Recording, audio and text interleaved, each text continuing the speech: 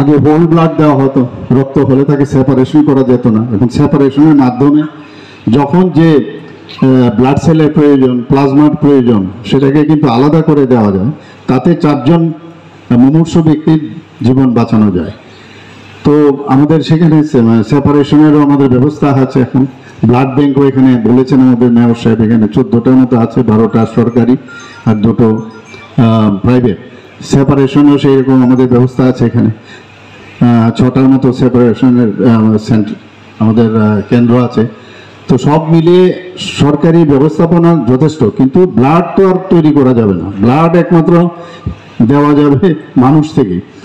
তো আমরা সবসময় বলি যে, অনেক সময় আমরা বলি তার সাথে আমার রক্তের সম্পর্ক নেই।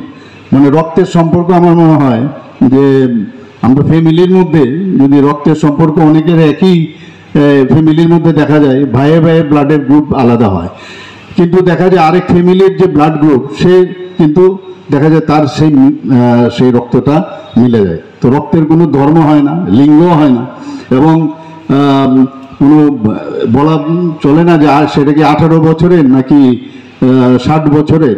তো রক্ত দিয়েও কিন্তু আমরা অনেক কিছু শিক্ষা, আমাদের শিক্ষণীয় আছে যে রক্তের কোনো ধর্ম নেই, আমরা সবাই এক। সেটাও কিন্তু আমাদের উপরওয়ালা আমাদের বুঝিয়ে দেন যে রক্তের মাধ্যমে আমরা সবাই একে অপরের জন্য। সেটা আমাদের কিন্তু এই ধরনের অনুষ্ঠানের মাধ্যমে আমাদের একটা ফিলিংস চলে আসে।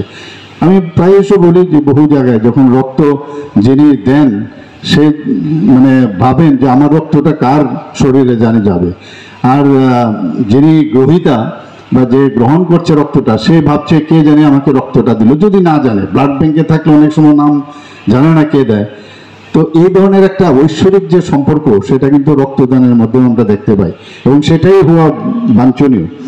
এবং আমার মনে হয় ত্রিপুরার যেভাবে রক্তদানে মানুষ এগিয়ে আসে, দু একটা তাকে বলবো, কারণ তীব্র দাবদাহ চলছে রাজ্যে, সারা দেশের সঙ্গে এই শহরেও।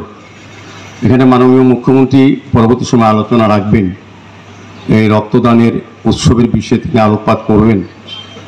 তো আমি প্রথমেই অভিনন্দন জানাই আমাদের কার্যকর্তাদের, যারা প্রতিটি বুথ লেভেল থেকে আজকে রক্তদাতাদের সংগ্রহ করেছেন, রক্তদাতাদের উৎসাহিত করে এই উৎসবে তাদের অংশগ্রহণ করেছেন, তাদেরকে ধন্যবাদ জানাই। কারণ এই গরমের মধ্যেও আমার মনে হয় আমার যেটা উপলব্ধি, এটা সারা দেশের রাজ্যের কাছে একটা দৃষ্টান্ত হবে। আমাদের নির্বাচন মাত্র গেছে, নির্বাচনের সময়ে এবং দুর্গত সময় দেখা যায় রক্তদানের শিবির বা উৎসব কম অনুষ্ঠিত হয়। কারণ তো নির্বাচন গেছে, এখন আমাদের ত্রিপুরা রাজ্য সরকারের সরকারি অনুমোদিত 12টি ব্লাড ব্যাংক এবং 2টি বেসরকারি ব্লাড ব্যাংকে রক্ত স্বল্পতা দেখা দিয়েছে। সেই কারণে আমাদের মনে হয়েছে আমাদের কার্যকর্তারা যে আমরা যেহেতু ভারতীয় জনতা পার্টির কার্যকর্তা, আমরা সারা বছরব্যাপী মানুষের জন্য কাজ করি। তা আমাদের নির্বাচন গেছে, অন্য অন্য দলের লোকজন বাড়িতে ঢুকে গেছে গরমে, আর আমাদের কার্যকর্তারা গরম উপেক্ষা করে মানুষকে বাঁচানোর জন্য এসছে। এটা একটা দৃষ্টান্ত রামনগর মণ্ডলে আমি বলবো, এটা সারা রাজ্যে একটা দৃষ্টান্ত হবে। আমি মাননীয় মুখ্যমন্ত্রী, আমার মনে আছে গত নির্বাচনের পরেও উনি সারা রাজ্যবাসীর কাছে আহ্বান রেখেছিলেন রক্তদানে এগিয়ে আসার জন্য, ব্লাড ব্যাংকের যে চাহিদা যোগানের মধ্যে ভারসাম্য রক্ষা করার জন্য।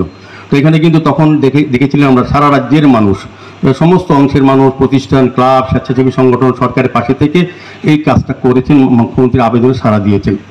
আমার বিশ্বাস থাকবে আমাদের ভারতীয় জনতা পার্টির যারা কার্যকর্তারা আছে, আমাদের মাননীয় মুখ্যমন্ত্রীর অনুপ্রেরণায়, আমাদের মন্ত্রীদের সহযোগিতায়, আমাদের সভাপতির অনুপ্রেরণায় আমরা কিন্তু সারা রাজ্যে বিভিন্নভাবে এই ধরনের রক্তদানের উৎসবে আয়োজন করব। রক্তদানের যে চাহিদা এটা মেটানোর চেষ্টা করব, যেহেতু ভারতীয় জনতা পার্টি কার্যকর্তারা সবসময় মানুষের পাশে থেকে মানুষের পাশে কাজ করার যে অঙ্গীকার, এটা কিন্তু আজকে রক্তদান উৎসবের উপস্থিতির মধ্যে প্রমাণ করছে। কাজে আলোচনা দীর্ঘায়িত না করে আমি এই গরমের মধ্যেও আপনারা যে